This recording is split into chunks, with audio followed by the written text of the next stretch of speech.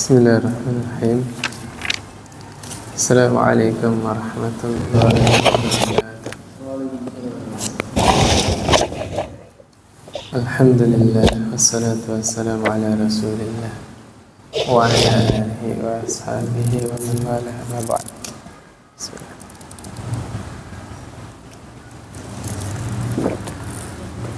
Alhamdulillah.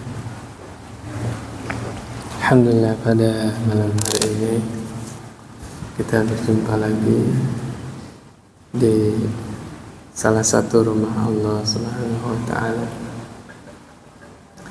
Mudah-mudahan hadirnya kita di tempat yang paling Allah cintai ini adalah indikator kalau Allah itu menginginkan kebaikan kepada kita. Berbahagialah orang-orang yang menyambut Ramadan jauh-jauh hari. Ya, para ulama salaf terdahulu tuh setengah tahun setelah Ramadan berdoa. Apa doanya? Supaya amalan soleh selama Ramadan diterima. Setengah tahun sisanya lagi berdoa supaya ketemu dengan bulan Ramadan. Subhanallah. Kerinduan ulama terdahulu 6 bulan sebelum Ramadan. Ini bapak-bapak kangen gak sama Ramadan? Karena apa kangennya? Lailatul Qadar apa THR-nya? Apa karena ada Lebaran ya? Lebaran itu momen yang sangat bahagia buat kaum muslimin. Apalagi kumpul bareng orang tua ya. Yang udah jadi orang tua ya, kumpul bareng anak-anak ya, cucu, masya Allah, luar biasa. Oke, kita masuk pembahasan Pak ya. Allah Subhanahu wa ta'ala berfirman di dalam surah At-Taghabun ayat 11. Ma asaba min musibatin illa biidznillah wa man yu'min billahi yahdi qalbah wallahu bikulli syai'in alim. Tidaklah suatu musibah menimpa seseorang kecuali atas izin Allah Subhanahu wa ta'ala. Nah, ini kita harus punya iman. Ya. Al-imanu minal imani billah as-sabru ala aqdarillah. Di antara bentuk seseorang beriman kepada Allah adalah bersabar terhadap takdir Allah. Takdir itu ada yang baik, ada yang buruk ya. Takdir yang baik dari Allah, takdir yang buruk juga dari Allah Subhanahu wa ta'ala. Ini poin yang pertama. Seluruh musibah yang menimpa seseorang ya, itu atas izin Allah. Yang kedua, wa may yu'min billahi yahdi qalbah. Siapa yang beriman kepada Allah, Allah akan memberi hidayah kepada hatinya. Hatinya diberi hidayah oleh Allah. Apa ini maksudnya? Orang mukmin ditimpa musibah, dia imannya tetap kepada Allah, Allah kasih hidayah hatinya sehingga lapang, rela menerima keadaan, menerima kenyataan, ya, sehingga jiwanya jadi tenang. Nah, subhanallah. Kemarin di Palestina, ingat ada bapak-bapak yang anaknya meninggal, apa yang dikatakan? Alhamdulillah, subhanallah. Nangis Pak, sedih, duka, tapi lisannya keluar perkataan yang mengandung ridha Allah subhanahu. Alhamdulillah. Aradita ya Rabb, aradita ya Rabb. Engkau ridha ya Rabb. Anaknya yang mewafatkan siapa? Allah Subhanahu wa ta'ala. Ya. Ingat hadis yang saya sampaikan di sini. Ketika seorang bapak diuji anaknya meninggal, maka Allah yang Maha Tahu bertanya kepada para malaikat maut, Malaikat maut itu banyak Pak, bukan satu doang ya. Qabattum samarata fuadi abdi. Kalian mematikan, mewafatkan, menyabut nyawa buah hati hambaku. Buah hati itu apa? Anak ya. Kalian mewafatkan anak hambaku. Na'am, kata para malaikat maut. Ketika Allah bertanya, itu maksudnya supaya yang lain dapat pelajaran. Allah Maha tahu. Kalau makhluk bertanya, ketidaktahuannya. Kita bertanya karena nggak tahu. Tapi kalau Allah bertanya, mengajak dialog makhluknya, maksudnya memberikan pelajaran untuk yang lain. Maza qala abdi, kata Allah Subhanahu wa taala. Apa yang dikatakan hambaku ketika anaknya meninggal? Kata malaikat maut, hamidaka wastarja'a. Hambamu itu memujimu. Memuji gimana, Pak? Alhamdulillah, segala puji milik Allah. Wastarja'a, istirja' gimana? Inna lillahi wa inna ilaihi raji'un. Nah ini fikihnya Pak. Kapan waktu kita dapat musibah, apa yang diucapkan? Alhamdulillah, inna lillahi wa inna ilaihi raji'un. Kan ada hadis. Nabi itu kalau dapat kesenangan, dapat kenikmatan, apa yang diucapkan? Alhamdulillah alladzi bi ni'matihi tatimmus shalihat. Kalau diuji sama Allah dengan ketidaksukaan, apa yang diucapkan? Alhamdulillah ala kulli hal. Masya Allah. Itu puncak makhluk yang ridho kepada takdir Allah Subhanahu wa taala. Poin yang ketiga, wallahu bikulli syai'in alim. Dan Allah itu atas segala sesuatu Maha mengetahui. Ini ada faedahnya nih Pak ya. Yang pertama, anna syarra kal khair muqaddarun minallahi ta'ala. Sesungguhnya keburukan itu sebagaimana kebaikan, yaitu ditakdirkan oleh Allah Subhanahu wa taala. Keburukan dan kebaikan adalah takdir yang berasal dari Allah Subhanahu wa taala. Yang kedua, bayanu ni'matil imani wa annahu sababun li hidayatil qalbi wal istiqrari an-nafsi. Penjelasan bahwa nikmat iman itu adalah sebab Allah memberi hidayah kepada hati seseorang, ya, dan tenangnya jiwa seseorang. Ya, sebab hati seseorang itu dapat hidayah dari Allah, sebab jiwa seseorang itu tenang, apa sebabnya? Iman kepada Allah. Ya. Wa may yu'min billahi yahdi qalbah. Maka termasuk tanda kurangnya iman kalau seseorang dapat musibah dia mengeluh, curhat sama manusia. Benar ya? Apalagi tidak terima takdir. Na'udzubillah min dzalik. Hati-hati. Makanya kita biasa kalau terjadi sesuatu bilang apa, Pak? Qadarullah. Orang mukmin kalau udah dibilang udah takdir, mau ngomong apa? Gak ada yang dikatakan qadarullah wa masyaa fa'ala. Mau gimana lagi? Ternyata itu adalah buah dari iman kepada Allah. Konsekuensi iman kepada Allah, wajib dia iman kepada takdir. Itu konsekuensinya, Pak. Ya, konsekuensi dari iman kepada Allah SWT.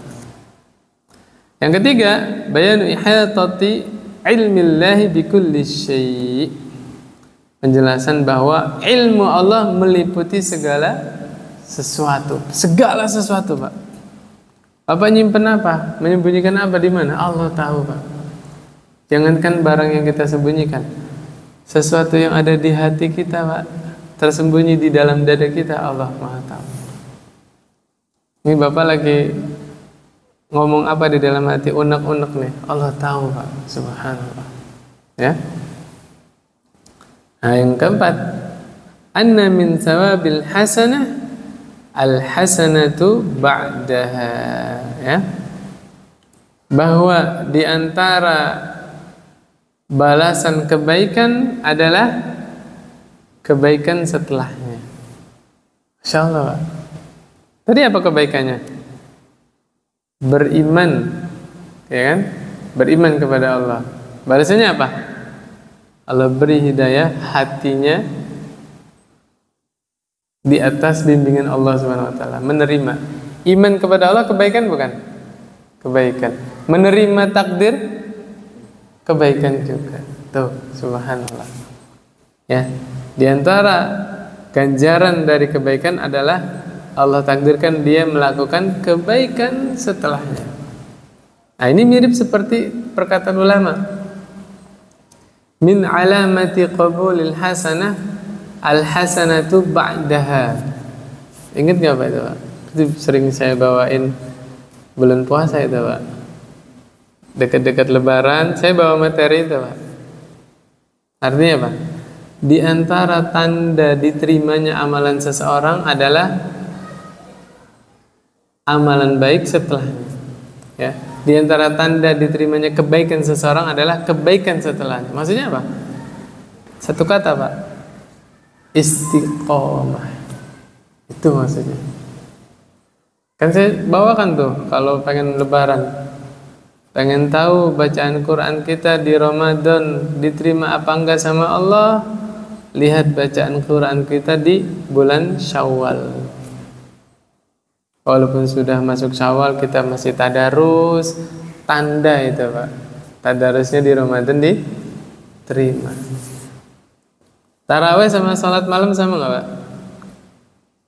Sama aja, beda istilah aja. Kalau di luar Ramadan disebutnya qiyamul lail, ya. Bahasa Indonesianya sholat malam. Kalau di Ramadan disebutnya tarawih. Sampai Indonesia jadi taraweh. Bener nggak?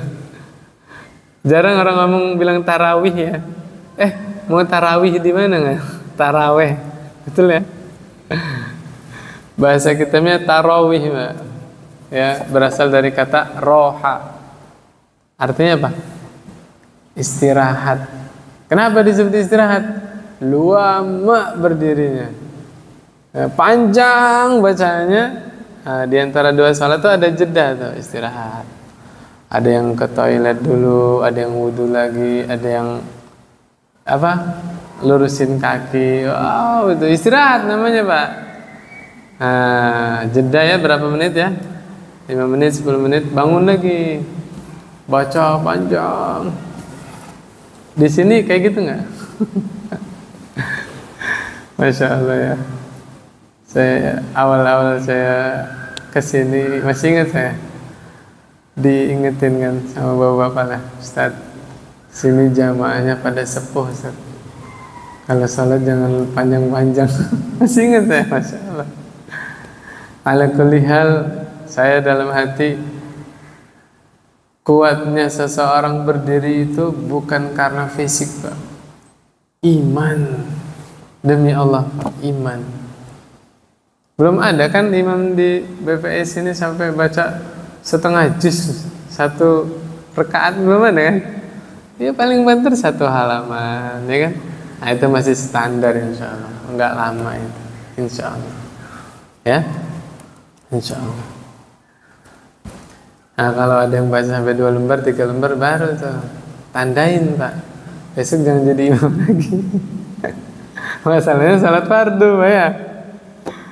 Kalau salat sunnah, nah ini ilmu juga Pak. Salat tarawih itu yang dianjurkan adalah bacaannya panjang, ya. Kalau Bapak salat tarawihnya 11 rakaat, tapi bacanya pendek, ittiba dalam rakaat 11 rakaat Nabi, tapi tidak ittiba dalam panjangnya salat. Tuh. Ada itu pembahasannya, panjang lebar itu ulama menjelaskan. Belum ittiba dari sisi apanya? Panjangnya berdiri itu, lamanya berdiri. Maka yang benar, silakan imamnya baca panjang. Bagi bapak-bapak yang sudah sepuh, nggak kuat berdiri, boleh duduk pak, boleh. Sholat sunnah kok, ya kan?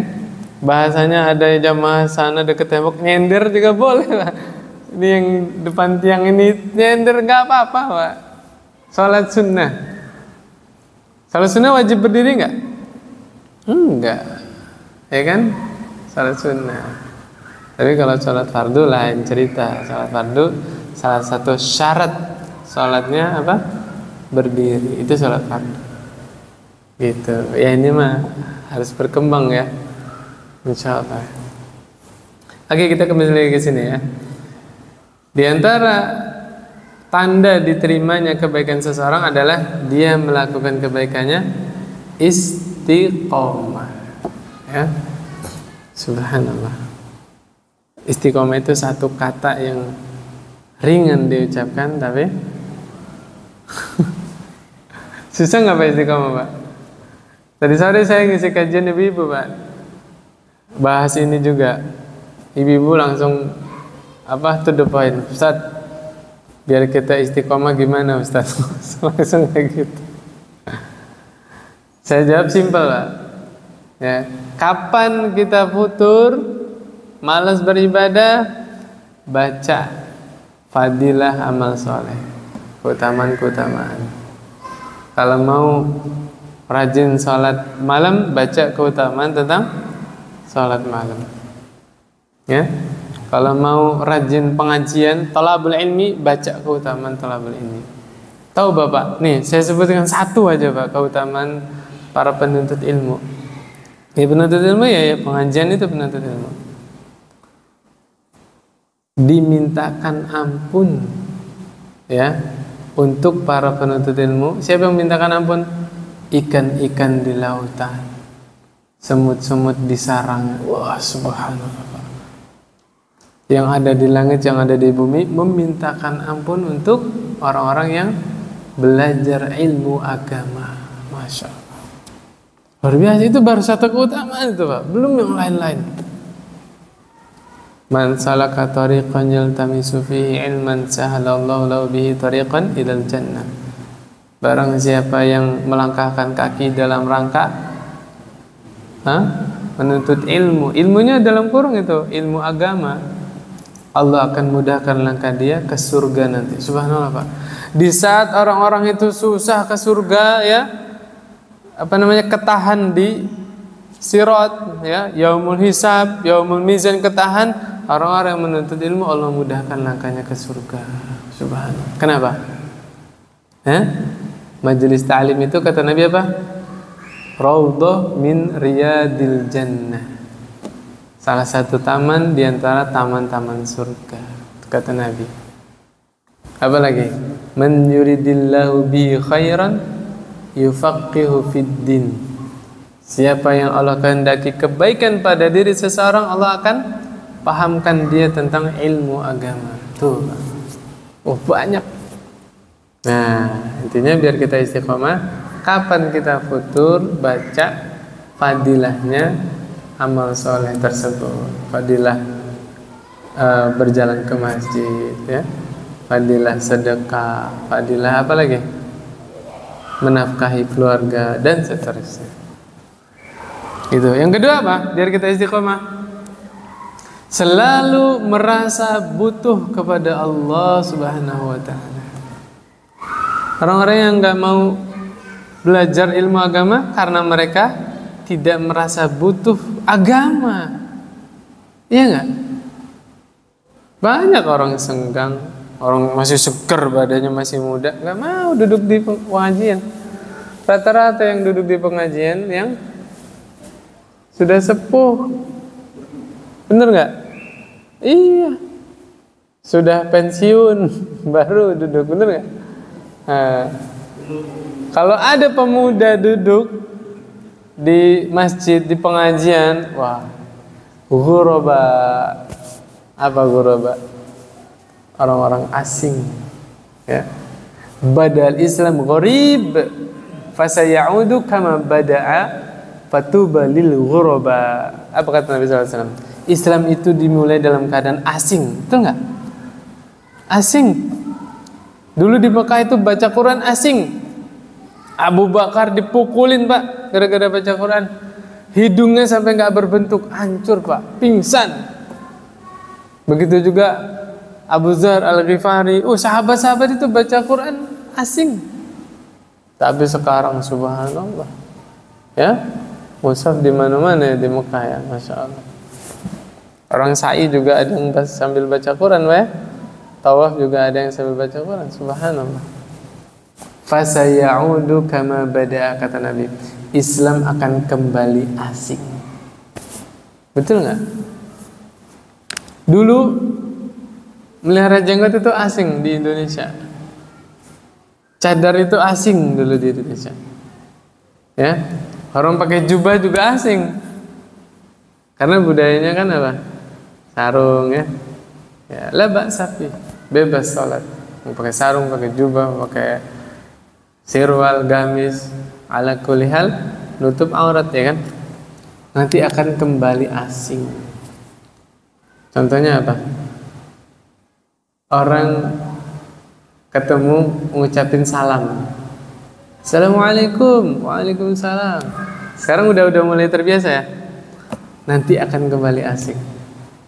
Aneh nih orang salam emang mau ke rumah apa? Nanti ada kembali asing nanti. Nah, kabar gembira yang kata Nabi, fatuba lil ghuraba, berbahagialah orang-orang yang asing tadi. Subhanallah, anak muda biasanya nongkrong ya kan? Wow, di mana? Ini ada di pengajian. Asing nggak Pak? Asing. Apa kata Nabi? Fatuba lil ghuraba, berbahagialah orang-orang yang asing. Ya, subhanallah. Di antara 7 golongan yang Allah naungi apa? Ya? Apa? Pemuda yang tumbuh dalam ketaatan kepada Allah. Ya, bapak-bapak ini subhanallah, dari kecil udah sering ke masjid kan? Subhanallah. Pemuda yang tumbuh dalam ibadah kepada Allah. Satu lagi apa? Hati yang terpaut dengan masjid. Di mana dia pergi yang dicari masjid, Pak. Bahkan ke luar negeri pun yang dicari masjid. Subhanallah. Itu nanti dia naungi sama Allah SWT. Ya. Yang kelima, anna hidayat taufiq biyadillah. Sesungguhnya hidayah taufik itu di tangan Allah Subhanahu wa taala. Hidayah itu ada 2, Pak.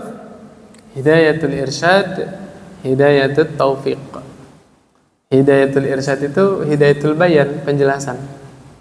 Semua orang punya hidayatul irsyad. Mengajak orang berbuat baik, menjelaskan yang ini benar, yang ini salah. Itu hidayatul irsyad itu, Pak. Tapi seseorang bisa pengajian, seseorang bisa sholat, seseorang bisa berzikir, itu murni hidayah taufik dari Allah Subhanahu wa ta'ala. Ya, kita nggak bisa maksa orang sholat, kita nggak bisa maksa orang baca Quran, nggak bisa. Hidayah dari Allah Subhanahu wa ta'ala.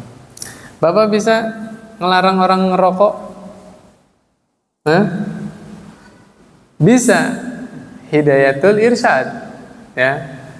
Jelasin, Pak, paru-paru ini milik Allah Subhanahu wa ta'ala. Ya. Kita ngerusak milik orang lain boleh tidak? Nggak boleh, apalagi merusak milik Allah Subhanahu wa ta'ala. Tanggung jawab. Gitu aja sampaikan. Nah, nanti urusan dia dapat hidayah, bisa meninggalkan rokok atau tidak, hidayah taufik dari Allah Subhanahu wa ta'ala. Doakan aja. Semoga suatu saat nanti saudara-saudara kita memperhatikan lagi kesehatannya, kan? Subhanallah. Gitu. Oke, sini mah nggak ada yang ngerokok kan? Di masjid. Di masjid nggak ada. Subhanallah. Oke, lanjutnya ya. Penulis membawakan hadis, Ya, Nabi SAW bersabda, isnatan fin nasi huma bihim kufrun. Ya, ada dua perkara, dua perbuatan yang dilakukan manusia, padahal perkara ini penyebab dia kufur. Di amaliyah ini adalah salah satu bentuk kekufuran. Yang pertama, at-ta'nu fin nasab. Yang kedua, an-niyahatu 'alal mayyit. Yang pertama, mencela nasab. Yang kedua, niyahah. Niyahah itu apa? Meratapi mayit. Nah, nanti kita bahas nih, agak ini nih. Meratapi mayit itu agak apa ya? Ya, ala kulli hal, apapun ajarannya pasti ada yang setuju, ada yang tidak setuju. Jangan pertanyaannya yang setuju dalilnya mana, yang tidak setuju dasarnya mana, gitu kan ya? Oke. Mencela nasab. Nah, ini kadang-kadang kita nggak sadar ini, Pak. Meremehkan tetangga kita, meremehkan orang lain. Anak tukang ojek, mencela nasab. Ya kan? Bapaknya tukang ojek kan? Anaknya tukang beca, anak tukang urut. Hati-hati. Hati-hati. Tanpa disadari bahasa-bahasa merendahkan orang lain. Hati-hati ya. Allah jadikan orang mulia atau tidak itu lantaran dia beragama Islam. Bukan anaknya siapa. Demi Allah, Pak. Mau tukang beca, tukang ojek ya, tukang urut, datang duluan sholat, soft pertama dia baris. Mau lurah, gubernur, presiden, masbuk dia, boleh nyerobot ke depan? Gak bisa. Masbuk kan? Ya udah di belakang. Tuh adilnya Allah Subhanahu wa taala. Ya, kemuliaan seseorang di dalam Islam dilihat dari ketakwaannya. Inna akramakum indallahi atqakum. Sesungguhnya orang yang paling mulia di sisi Allah adalah orang yang paling bertakwa. Itu adilnya Allah, Pak. Manusia nggak adil. Manusia memuliakan orang-orang yang bagaimana? Yang punya harta, yang punya jabatan, betul nggak? Itu manusia, Pak. Tapi lihat Allah Subhanahu wa taala. Seandainya Allah letakkan kemuliaan pada harta, nggak adil. Kenapa? Tidak semua orang punya harta banyak, ya nggak? Kalau Allah letakkan kemuliaan itu pada jabatan, ya, kedudukan seseorang di tengah masyarakat, nggak adil. Kenapa? Nggak semua orang mampu punya kedudukan seperti itu. Tapi ketika Allah letakkan kemuliaan itu pada ketakwaan, semua orang bisa bertakwa. Itu adilnya Allah Subhanahu wa taala. Semua orang punya potensi jadi orang mulia. Tinggal apa? Bertakwa, Allah muliakan. Itu subhanallah. Itulah apa amazingnya agama Islam ya, luar biasa. Itu mencela nasab nggak boleh, Pak, mencela nasab ya. Ya punten ini, Pak. Salah satunya apa? Misalnya ada anak ya, na'udzubillah min dzalik, lahir tanpa ayah misalnya, ya kan? Yang berdosa siapa? Orang tuanya. Anak ini tahu dosanya nggak? Nggak tahu apa-apa. Nggak boleh kita bilang anak haram itu. Na'udzubillah min dzalik. Itu lisan kotor dari seorang muslim ketika bilang anak haram. Loh, anak ini nggak tahu apa-apa, nggak punya dosa, ya kan? Nggak boleh. Termasuk mencela nasab, ya, sembarangan menjuluki seseorang. Na'udzubillah, nggak boleh, Pak. Gitu. Nah, niyahah ini, Pak. Niyahah itu apa? Niyahah kalau secara bahasa ngerobek-robek baju. Kerah bajunya disobek, ditarik-tarik kantongnya, pukul-pukul pipi, ya pukul wajah. Gara-gara apa? Gak terima orang yang dicintainya meninggal. Meratapi mayit ya, atau jenazah. Tapi yang mencengangkan, saya baca hadis dari sahabat Jarir bin Abdillah. Ya, Jarir, seorang sahabat. Tahu nggak gimana ininya hadisnya? kami menganggap kumpul-kumpul di kediaman mayit itu termasuk niyahah. Oh ya. Paham gak arahnya kemana? Sahabat menganggap kumpul-kumpul di kediaman mayit, ya, sahibul musibah, itu termasuk niyahah. Niyahah tadi apa? Meratapi mayit. Kenapa kok sahabat Jarir bin Abdillah ini bilang begitu? Karena dengan kumpul-kumpul di tempat sahibul musibah atau tempat kediaman mayit itu bisa mengulangi kesedihan. Keinget lagi, sedih lagi, keinget lagi, sedih lagi. Paham soalnya ya? Itu salah satu sebabnya. Ya, panjanglah urusannya nanti kalau dibahas. Saya pernah siasati, Pak. Siasati. Insya Allah boleh dipakai juga sama teman-teman. Kan kadang-kadang gini, kita yang udah belajar sunnah pengen menerapkan nih. Oh, Nabi dulu nggak tahlilan. Abu Bakar, Umar, Utsman nggak pernah bikin tahlilan gitu kan. Kadang-kadang di tengah masyarakat belum bisa menerima. Akhirnya, Wahabi. Biasanya kan digituin kan. Nah, saya kasih solusi, Pak, biar nggak dikatain Wahabi. Bapak yang memang kelebihan uang, sayang sama orang tuanya yang meninggal, sedekah atas nama orang tua diterima nggak? Sampai sedekahnya? Sampai, Pak. Maka saya saran sama orang-orang yang misalnya orang tuanya meninggal, tetap bikin nasi box 300-400 box, ya. Udah jadi nasinya tuh, langsung bapak yang anterin ke tetangga itu. Ngomong aja, ini sedekah ibu saya. Tuh, insya Allah nggak dikatain Wahabi. Sampai kan nasinya? Ya udah, nggak tahu diri kalau sudah dapat nasi box masih ngeledekin. Bener nggak? Iya. Sampai, ya, sepakat. Ya, sedekah atas nama ibu, sedekah atas nama bapak, sampai tidak pahalanya. Sampai, Pak. Kita sepakat. Beres kan? Lumayan. Menghemat dana, amplop ustadznya nggak usah. Iya kan? Ya kan ustadz datang rumah doain, di amplopin nggak? Subhanallah. Dan itu lebih mendekat kepada keikhlasan. Bapak rela keliling tetangga, assalamualaikum Pak, mohon diterima sedekah ibu saya. Kelihatan kita itu sayang sama ibu, ya kan? Dan saya yakin masyarakat lebih seneng dianterin daripada datang. Bener gak, Pak? Iya. Kalau datang itu kadang-kadang nggak semua rela, karena nggak enak kalau nggak datang. Padahal capek baru pulang kerja. Betul? Itu lebih pas itu, Pak. Kapan waktu dia meninggal, emang ngerubah adat itu agak susah. Tapi kalau Bapak jadi pelopor, mansanna sunatan hasanatan, Pak, menghidupkan adat yang baik. Ya, subhanallah.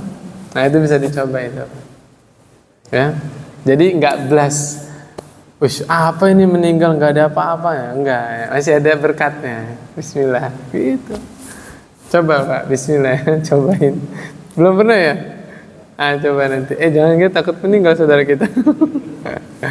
Ya, kapan waktu ada ini musibah nanti ya. Gitu, Pak. Nah, subhanallah. Oke, kita lanjutin ya.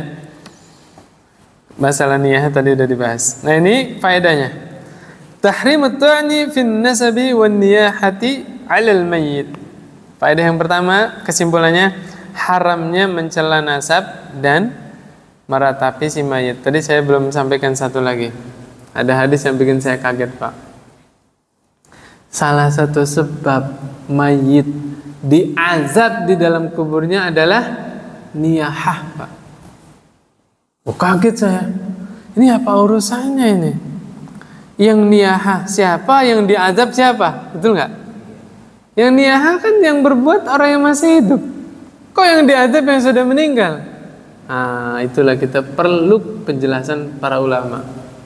Saya baca, sebabnya adalah kalau si mayit ini pesen wasiat. Nanti kalau saya meninggal ya, kamu begini, begini, begini. Ternyata isinya niyahah. Di negara seberang sana, ya, saya sebutin nama negaranya tak? Nanti saya dinuklir lagi. Itu kalau ada pejabat negara meninggal Pak, itu dibayar orang tuh suruh nangis tuh, bener nggak? Biar dikira, oh ini orang baik ini tuh yang berduka banyak, nangis dibayar. Niyaha bukan? Niyaha. Ah itu yang niyaha menyebabkan mayat diazab di alam kubur itu kalau si mayatnya ini menjelang meninggal pesan sama orang hidup, nanti kalau saya meninggal tangisin saya ya misal. Diminta niyahanya. Nah itu. Nah kalau mintanya kumpul-kumpul di rumah duka gimana? Wallahu a'lam bishawab ya. Termasuk sebab di azab kubur juga nggak tahu ya. Wallahu a'lam bishawab. Yang kedua, al-isyaratu ila anna hataini al-khaslataini satabaqayani fi hadhihi al-ummah. Hadis ini menjelaskan bahwa dua kebiasaan ini, mencela nasab dan meratapi mayit, akan senantiasa ada di tengah-tengah manusia. Akan selalu ada yang mengamalkannya, ya. Ya kita jangan termasuk. Kemudian yang ketiga, qad yakunu fil insani syai'un min khisalil kufri wala yu'addu kafiran. Kadang-kadang manusia melakukan perbuatan kufur tapi dia tidak disebut orang kafir, ya. Beberapa perbuatan kufur itu dilakukan oleh seorang muslim yang KTP-nya Islam, tidak menyebabkan kafir. Ini misalnya ada tetangganya mencela nasab, dia murtad nggak Pak? Hah? Ada tetangga nih mencela nasab, ya, tetangga yang satunya dikatain, dasar anak apa Pak? Anak tukang parkir lah misalnya. Dia kafir nggak Pak? Tidak, dia tidak murtad walaupun itu perbuatan kufur, ya. Ya nanti banyak penjelasannya. Tidak otomatis jadi murtad. Yang keempat, nahyul islami an kulli ma yuaddi ilal furqah.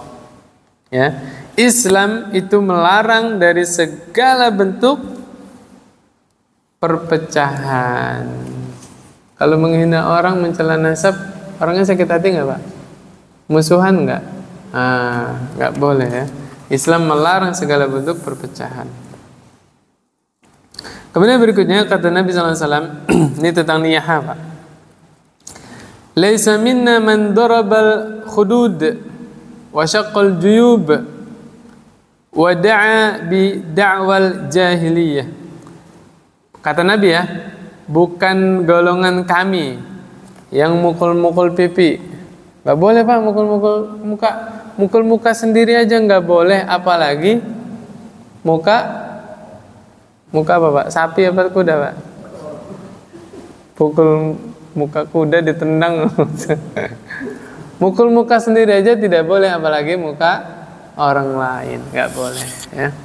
Kemudian ngerobek-robek juyub sini ini nih, apa, kerah baju ya, madakhalur ra'si minas saub, gak boleh. Karena dulu kebiasaan orang yang niyah itu disobek-sobek kerahnya. Wasyaqqal juyub, ya tadi ya ada. Wada'a bid'awal jahiliyah, manggil dengan panggilan-panggilan jahiliyah. Yang sudah ngaji, sudah pengajian, dirubah. Mungkin kemarin manggil temennya masih panggilan-panggilan yang apa ya? Apa panggilan apa? Biasanya manggil temennya apa Pak? Ya? Ada kan panggilan-panggilan nongkrong itu ya? Sekarang dirubah Pak. Tompel misalnya. Nah itu jangan gitu lagi, udah belajar. Botak misalnya, tak. Nah itu nggak boleh. Ya, tidak boleh. Orang tuanya itu melahirkan dia, ya, kalau dulu kita difitrahin ya, ngelahirin dia selamatan, dikasih nama, ya nggak? Kadang-kadang orang tua nyari nama tuh sampai nggak ketemu, bener nggak Pak? Pengen nama yang asing gitu, belum dipakai sama orang, ya nggak? Susah itu Pak. Ketemu Ibrahim, di kampungnya jarang nih. Dipanggil sama temennya apa? Boim. Allahu Akbar. Nah, jangan Pak. Sekarang hormati saudara kita. Seneng saudaranya itu kalau dipanggil namanya itu. Namanya lengkap. Ya, emang agak sulit. Syafi'i, sulit ya Pak? Sulit Pak. Syafi'i. Tapi kalau dipanggil lengkap itu Syafi'i, saya dipanggil. Nah, jangan apa? Enak banget panggilnya ya. Depannya saya kan I, belakangnya I lagi. Imam Syafi'i. Panggil Allahu Akbar. La ilaha illallah. Ya, sudah ngaji berubah. Ya, panggil nama. Kalau perlu nama lengkapnya. Subhanallah. Ya, saya ada cerita nih. Sedikit aja ceritanya. Jadi teman saya kerja di Arab Pak. Namanya Abdul Wahab. Orang Indonesia kan manggilnya belakangnya doang. Kan Hab gitu. Namanya Abdul Wahab Pak. Sampai di Arab baru turun bis. Kaget dia. Ada tukang semangka di mana di pasar itu. Hab. Nanya dia kok kenal saya? Padahal bahasa amiyahnya semangka itu bitikhun, bahasa amiyahnya hab. Hab itu semangka. Kalau bahasa kamus bitikhun ya, bitikhun semangka. Bahasa amiyah di sana itu manggil semangka itu hab gitu. Maksudnya nawarin semangka, hab gitu. Loh, dia kenal saya. Jadi Abdul Wahab ini di Indonesia dipanggilnya hab gitu. Luar biasa. Ternyata salah paham ya, nawarin semangka ya, subhanallah. Intinya apa? Tidak boleh manggil dengan panggilan jahiliyah.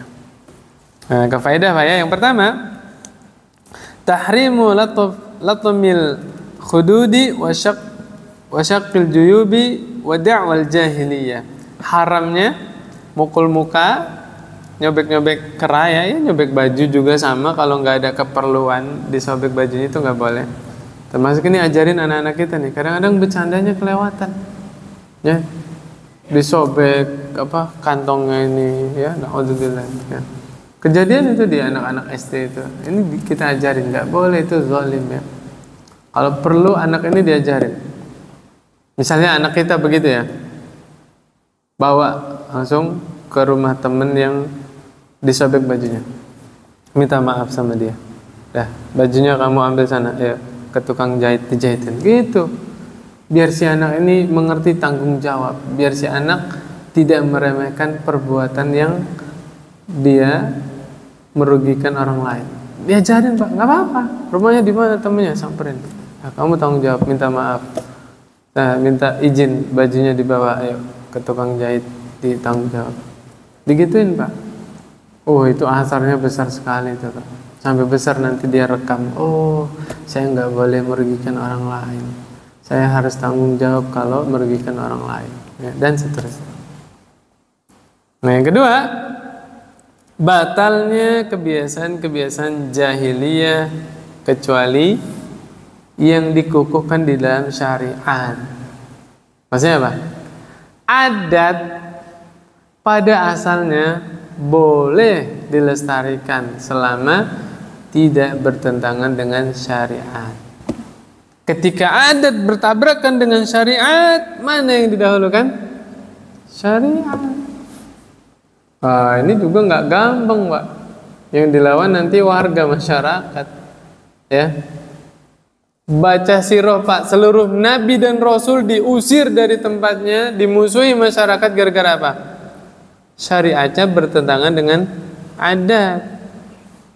Itu baca sirah. Masa kita mau ngulangin jahiliyah sih? Contohnya apa? Yang adat-adat kemudian dikukuhkan di dalam syariat. Memuliakan tamu.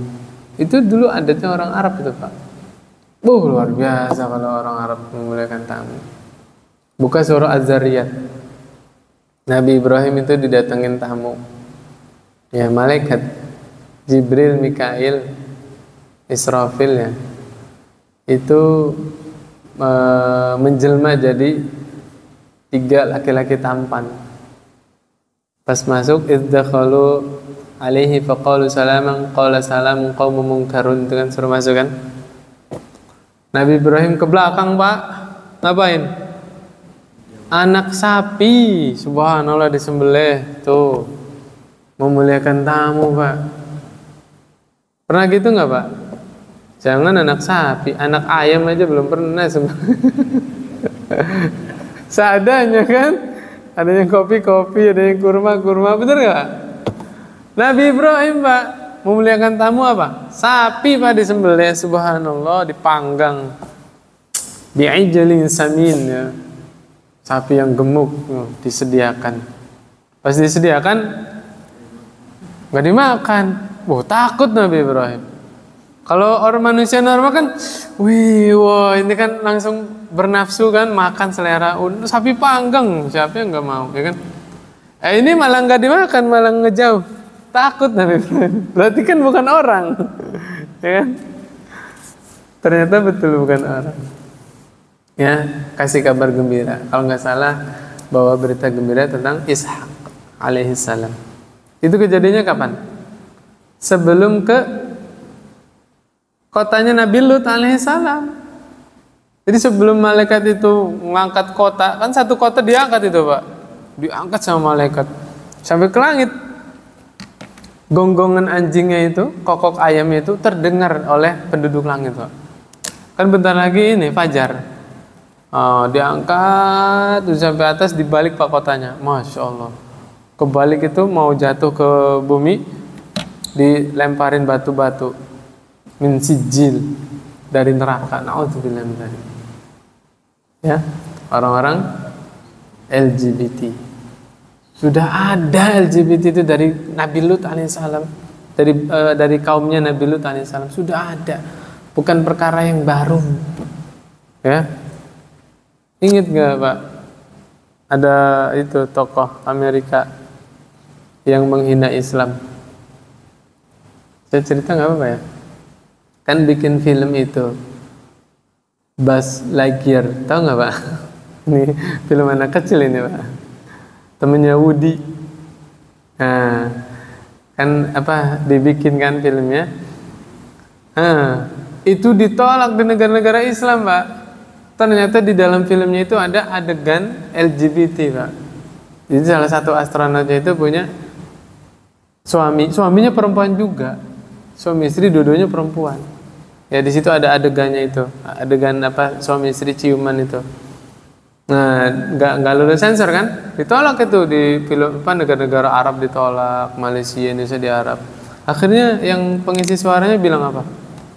Ngatain kaum muslimin. Kita yang nggak pro sama LGBT dibilang apa? Idiot katanya. Nggak mau mengikuti perkembangan zaman dari Hong Kong. Itu namanya kemunduran. Dari zaman Nabi Lut sudah ada itu. Dia pengen bilang apa, promosiin orang yang mendukung LGBT katanya apa? Maju, kata dia. Padahal kemunduran sudah ada dari zaman dulu. Ya, subhanallah. Bukan hal yang baru. Ya, la haula wala quwata illa billah. Ini faedahnya apa? Awasi tontonan anak-anak kita. Sudah banyak kartun-kartun yang mengarah ke LGBT itu. Banyak, Pak. Awasi, ya. Jangan sampai lepas pengawasan, na'udzubillah, anak kita terjadilah apa yang terjadi, ya. Jangan sampai demikian. Yang berikutnya, yang pertama, gimana hukum transaksi pembelian BBM yang sering terjadi di pom bensin? Di harganya itu kan diisi, biasanya kan full tank, ya full tank seret, cuman ada 19.600. Suruh bayarnya berapa? 20.000, ya. Nggak bilang apa-apa, udah pas saja. Nah itu hati-hati, Pak. 100 perak juga akan dipertanggungjawabkan di hadapan Allah Subhanahu wa taala. Maka saran saya ini, petugas BBM-nya ya, minta kerelaannya, keridoannya. Mas punten Mas, 400-nya nggak ada, gimana ya? Nah, insya Allah kita ini ya, oh ya udah nggak apa-apa mas, nggak apa-apa mbak. Nah itu kan ada ini, ada apa? Ijab kabulnya itu, ada akadnya. Oh iya dah, rela. Itu selesai itu pak urusan pak. Nah yang nggak selesai itu kalau 20.000 bayar nggak dikembaliin, nggak ada omongan apa-apa. Nah itu kalau yang ininya nggak ikhlas, di akhirat bisa dituntut pak. Iya dituntut 400 rupiah, dituntut. Sama kita juga belanja di mana itu ya, ya giliran apa namanya kita nggak ada kembalian diminta diikhlasin ya. Wah boleh di yang 200 nya boleh disumbangin gitu ya. Nah, giliran kita kurang 200, ayo nggak mau ngerelainnya. Boleh nggak mbak 200 nya disumbangin buat saya? Nggak ada, bener nggak? Berarti kan nggak adil itu, bener nggak pak? Nah, hati-hati itu. Tapi Masya Allah, belakangan ini saya ketemu pegawai-pegawai yang baik hati ya. Saya kurang 400, oh udah pak, nggak apa-apa. Iya Masya Allah. Saya doain tokonya mudah-mudahan laris. Ada itu yang begitu gitu, Masya Allah ya. Nah jadi jalan tengahnya apa? Minta keridoannya, kerelaannya. Punten mas, ini 400 yang nggak ada. Bensin aja 2 tetes gimana? Misalnya ya, diplastikin gitu kan. Ya. Nah saya yakin kalau bilang begitu dia rela. Oh iya nggak apa-apa, pasti gitu, insya Allah. Atau sebagian orang nggak, digoyang-goyang motornya, biar padat bensinnya. Dikira benda padat ya, bensin kan benda cair. Digoyang-goyang, biar ada apa? Space lagi ya. Astagfirullahaladzim.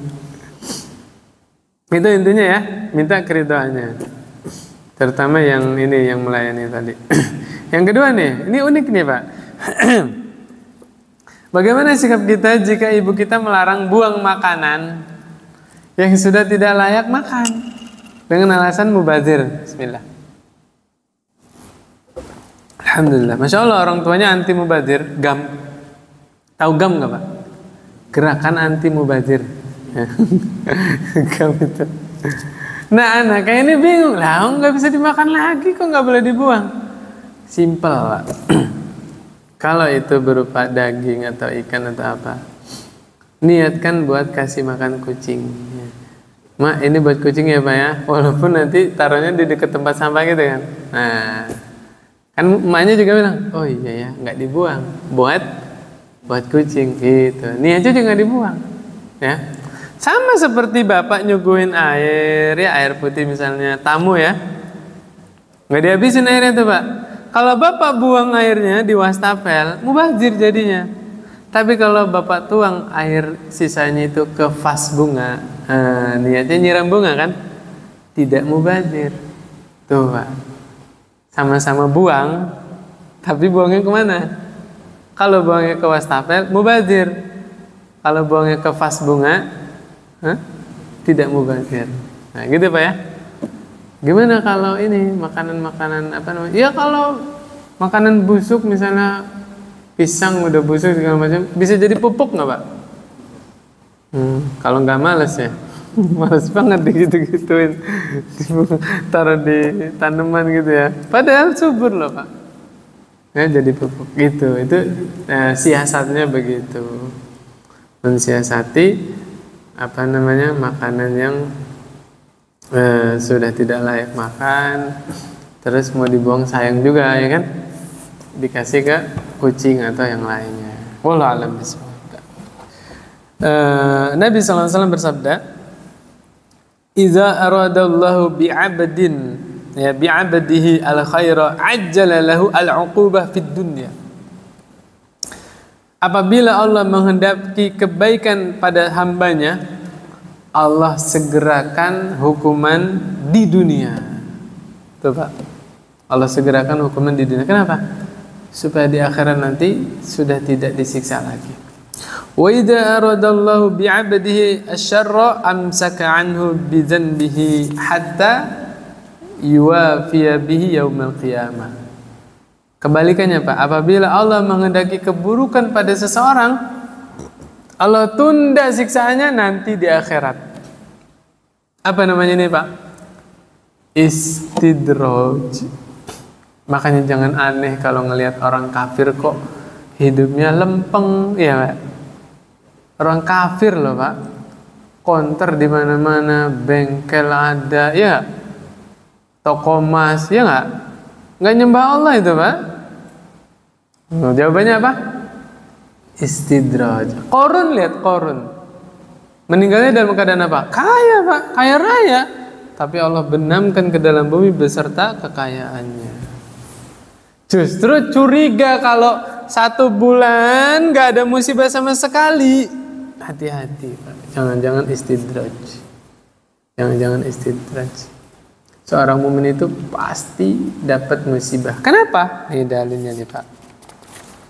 Kata Nabi SAW ya, inna idhamal jaza ma'a idhamil bala, wa inna allaha idha ahabba qawman ibtalahum. Tuh Pak, sesungguhnya besarnya balasan itu sebanding dengan besarnya bala, musibah. Dan sesungguhnya Allah apabila mencintai suatu kaum, maka Allah akan menguji kaum tersebut. Tuh Pak. Jadi tanda seseorang dicintai oleh Allah Subhanahu wa taala adalah diuji. Makanya jangan ada yang ngeluh, perasaan saya udah sholat di masjid berjamaah, saya udah sedekah, saya udah baik sama keluarga, kok musibah ada aja. Ada yang kayak gitu kan? Ini jawabannya. Justru seseorang kalau dicintai Allah, Allah akan menguji. Ini logis Pak. Bapak kalau cinta sama anak, ya, disuapin terus, apa diajarin cari maisha Pak? Nah, kalau bahasa Jawa nih ya, orang Jawa tuh punya peribahasa Pak.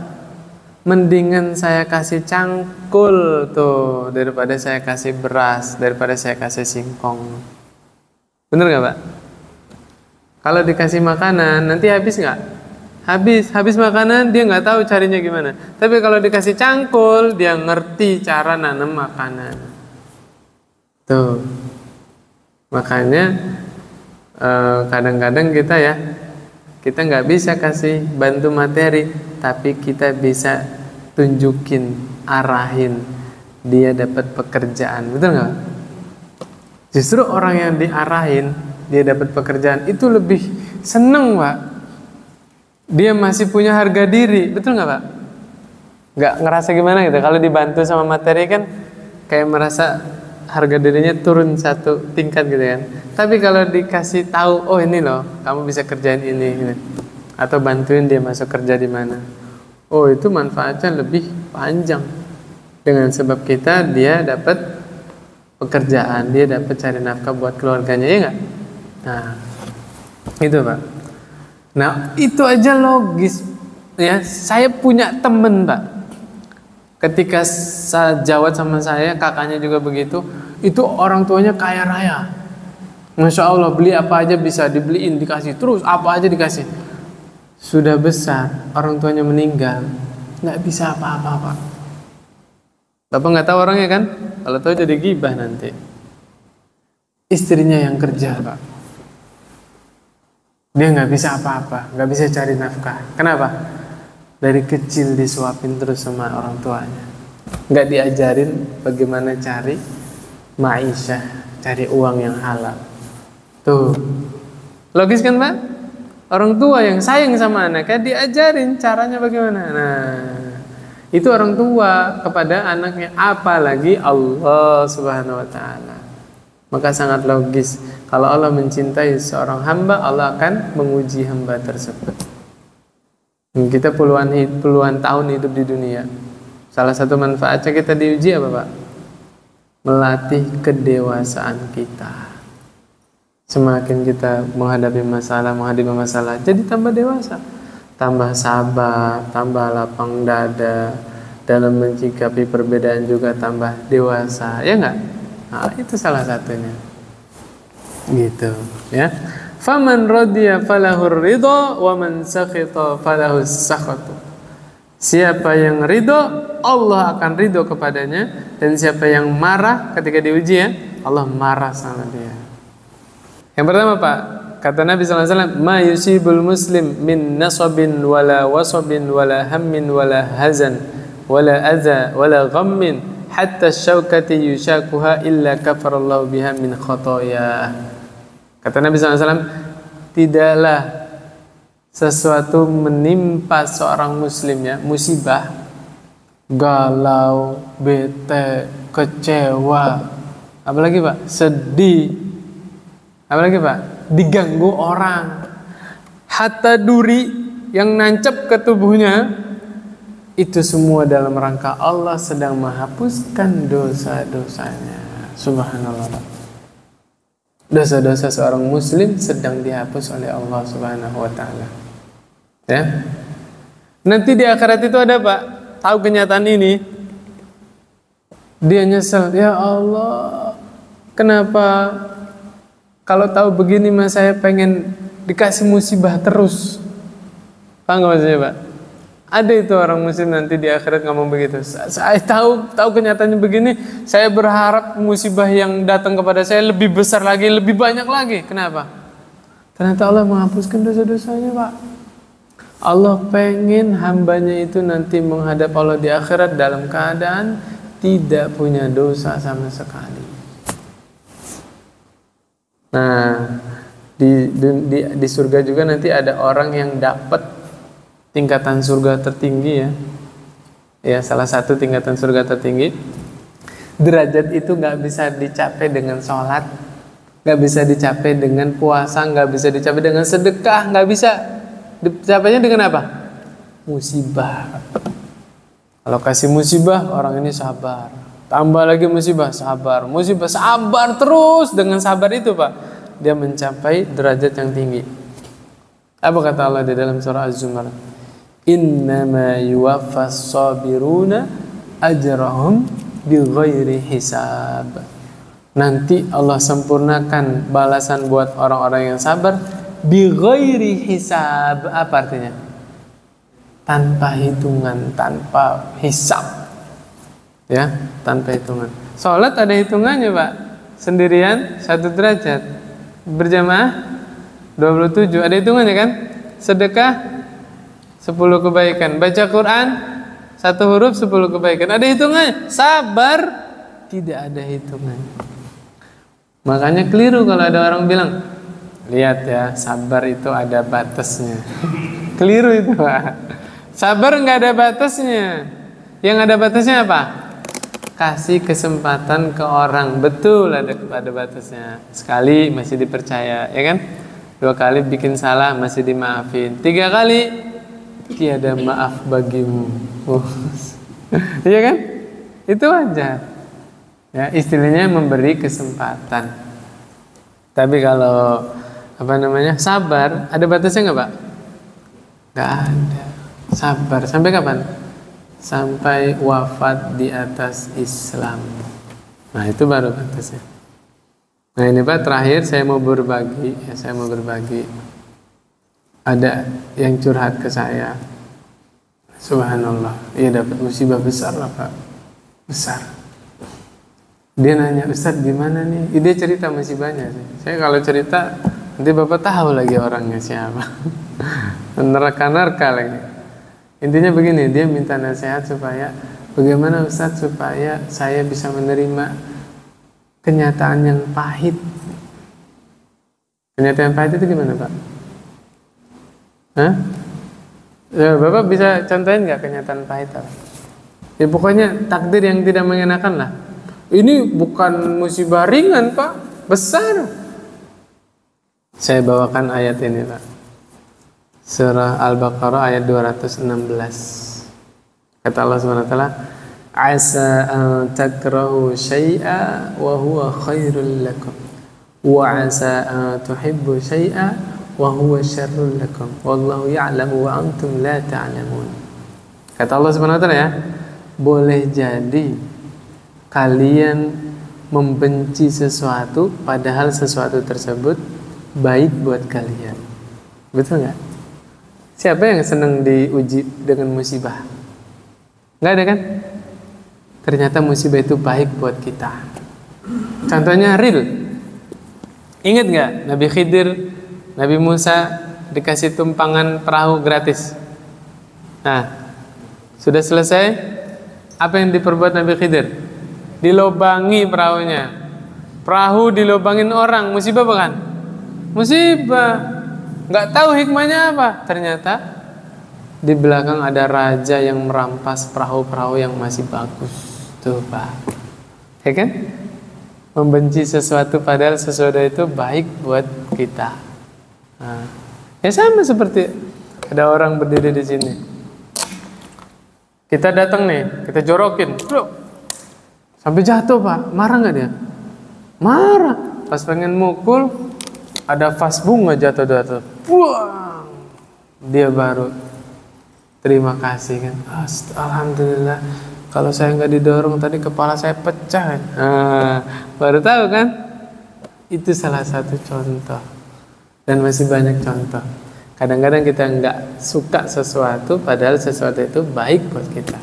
Banyak Pak nggak suka sholat malam padahal sholat malam baik buat kita. Nggak suka baca Quran padahal baca Quran baik buat kita, ya nggak? Nah, sebaliknya Pak, wa asa an tuhibbu syai'a wa huwa syarrul lakum. Boleh jadi kalian menyukai sesuatu, ya, gandrung terhadap sesuatu. Ternyata sesuatu tersebut tidak baik buat kalian. Betul nggak Pak? Ini apa Pak? Ada yang nggak suka sama setan gepeng? Ada yang nggak suka sama setan gepeng? Semua suka Pak. Sudah pasti baik? Belum tentu. Oh, berapa waktu disita sama setan gepeng? HP ini Pak, 2 jam aja masih kurang. Padahal kalau 2 jam dipakai buat ngaji, 3 juz itu dapat Pak. Subhanallah. Banyak kebaikan yang kita sia-siakan. Nah, itu poinnya Pak. Jadi orang mukmin itu kalau ditimpa musibah, poin paling pertamanya apa Pak? Husnuzan billah. Prasangka baik kepada Allah. Pasti ada hikmahnya ini. Cuma kadang-kadang saya yang belum nyampe akalnya ke sana. Itu pahit apapun. Ya, demikian. Ya, udah tutup aja Pak ya. Insyaallah kita lain waktu kalau ketemu lagi kita lanjutkan ya. Akhirul kalam, naktafi bihadzal majlis. Subhanakallahumma wa bihamdik asyhadu an la ilaha illa anta astaghfiruka wa atubu ilaik. Assalamualaikum warahmatullahi wabarakatuh.